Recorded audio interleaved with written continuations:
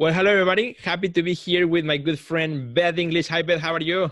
Hi, I'm doing great. How are you doing? I am doing wonderful, and today we're going to talk about, how to run a successful giveaway to grow your email list, which is something that I'm doing this week. So I asked Beth, hey, why don't we chat a little bit about this topic? I'll share the things that I'm doing, and hopefully, it will be useful for our friends as well. So what do you think about that, Beth? I think that's great. I am a huge advocate for email marketing. I've been doing it for over a decade and I love it. Totally. And that's something, maybe that's a great way to start, because I think, a lot of times we put so much effort on our, Facebook and Instagram and all our social media, and we forget that that is borrowed land. We actually don't own that. The day Instagram or Facebook and all those things go down or cease to exist or whatnot, or they get old, we don't have those actual contacts, emails that we can actually continue communicating with. So the importance of on an ongoing basis, keep pushing, keep growing our email list. And I always tell artists, you don't have to have a giant email list, because it's not about numbers, it's about people that actually do care. And one of those things that I do maybe every 6 months or so is a giveaway. So this week I'm running a giveaway, and I'm going to tell you some of the things that I am planning to do, to make it work really well. Have you done a giveaway before, Beth? Yes, I've done lots of giveaways and I think it's really fun because people love, the people who follow you and receive your emails, they want to hear from you. Yeah. And if they have an opportunity to own some of your work at the same time, well, that's just great. Right. Excellent. So let's give our friends some specific points that I want to share with everybody today. But the first one is that if you're going to do a giveaway, you got to plan it ahead of time, and kind of like take a calendar and figure out when am I going to do the release, how many days I'm going to promote it. And then you can be very specific about how each day you're going to promote it in a different way. Because I think one of the mistakes that I see when other artists are running giveaways, like they put a post, they make one story, and then that's it. They leave it and forget it. Maybe 2 days later, they do the same post or the same story. So there's no really like excitement. They're not really building momentum. And I think building momentum is one of the most important things anytime, not only you for a giveaway, but anytime that you're going to release something.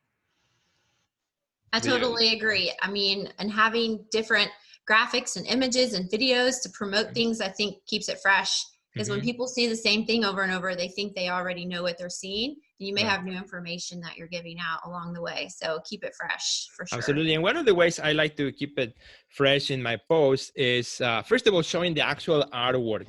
And so here's one, for example, of the pieces that I'm doing for the giveaway. So it's an 11 by 17 digital print of one of my paintings. I think you can see it there. That's great. And I think, one of the keys of really creating desire, because the whole purpose of the giveaway is to create desire on the viewer, right? So that if you see it like, oh, I would love to have a chance to win that thing, right? So a lot of times, if we just post the artwork by itself in the post, it does look like just like any other post that you have done before or after, right?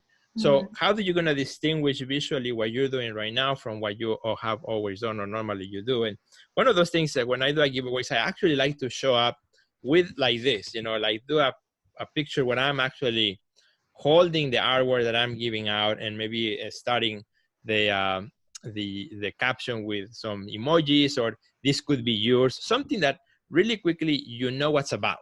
And having that quick hook, very important, when doing that. What do you think of that one, Beth?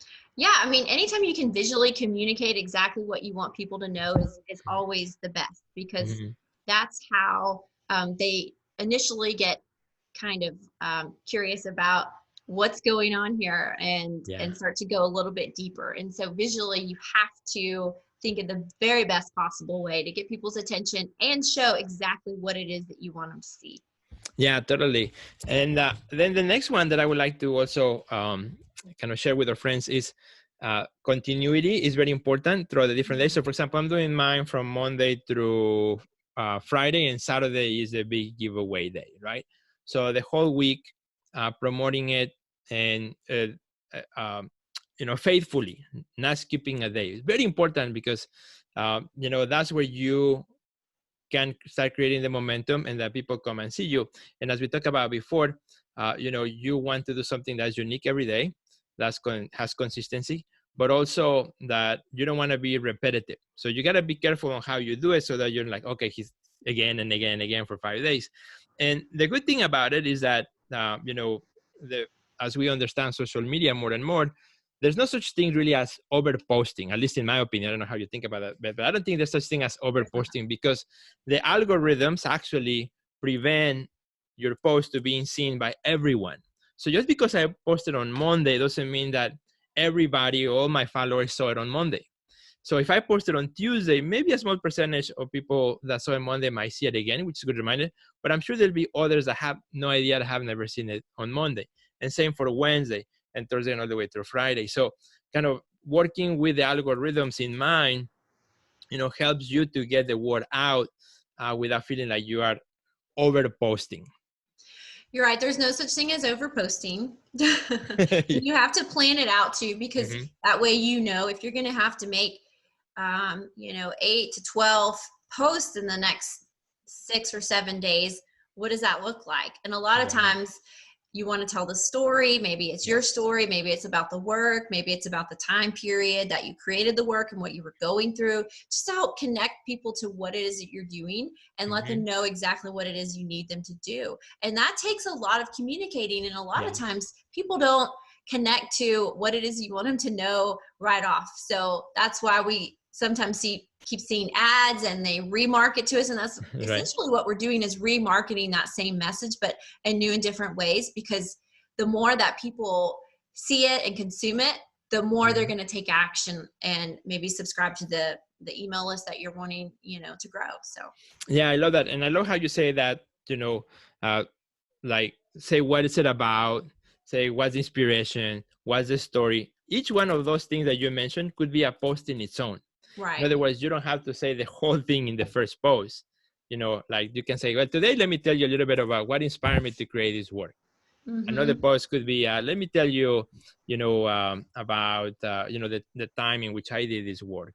It's a part of another series, So yeah, there's a million ways in which you can kind of like cut the story into little chunks and pieces, so that keeps people, interested in what you are giving away. So that's great. No. Right. I think that you're onto it. And, it just reminds me of sort of the process I follow when I'm doing stand-up comedy. Like, you want to guide the audience all together in a particular way, so that, boom, they laugh when they're supposed to laugh. And then maybe you reset the room so that you get them ready for the next joke. And that's kind of what you're doing, is you're communicating to the audience. You're getting them all on the same page. You're continuing to give them information that's going to excite them and delight them until you ultimately, are done with the whole entire campaign. So absolutely. Now, so a couple more things I want to share with our friends. If they're planning to run a giveaway so that it's successful, is also give the terms of the giveaway in plain English. Explain exactly, is this for everyone? Is it for people who live only in your country or in your state? Because, to ship one of these things to the United States is one price. To ship it internationally, especially right now because of the pandemic, can be over $100 to ship an 11x17 print, believe it or not, because I've been checking. And so you got to be very specific. Maybe the giveaway has to be within a certain constraint. And if you have to explain it right away so that people, do not join, and then you find out that they cannot, they don't qualify, for the giveaway. Super important. And then the last one, which I think is also kind of paramount to the success of it, is have at the end of the giveaway, have transparency. For example, what I've done some of my older giveaways, I actually put the names of people on little paper, and then I put them on a clear bowl, and then I go live on my Instagram stories, and then I shake it and I pull it and I show the name, right? So that's one way. Takes forever to write those names, but that's one way. Another way that can be done is there are tons of websites that you can go and input people's names, and it automatically kind of rolls the names and picks one for you. So you can do that with your phone. Okay, everybody, I'm going to do the giveaway now. So that kind of gives people a sense of you're not picking anybody, like a friend or something. It just gives your giveaway transparency. And even if they don't win this time, they will most likely will want to participate again in the future. Right, because it feels like you're bringing them into a room, even though it's all virtually, and you're like, okay, we're going to choose here. and they can see how that's done, and that's done honestly. Right. And yeah, and then that builds that anticipation of like, oh, could it be me? Oh, Yeah, exactly. Exactly. Which is always really fun to get that name, to pick that name. Yeah, and for you as an artist, to actually read that name on a live video. So, there's, it is what it is. And then, something that is pretty cool too, is as you do this, remember that the whole goal is, to grow your email list. And it's okay if not everybody who signs up for the giveaway, is necessarily an art collector. It's just people that love your art. And, that's the purpose of your email is to connect with people that love your art.